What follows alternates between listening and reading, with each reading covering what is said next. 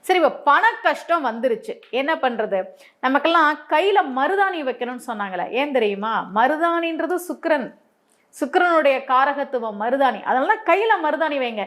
சுக்கிரன்றது பணம். நீங்க கையில மருதாணி வைங்க. இதெல்லாம் நீங்க செஞ்சு பாருங்களேன். சின்ன சின்ன விஷயங்கள நம்முடைய முன்னோர்கள் நமக்கு சொல்லிக் குடுத்தாங்க.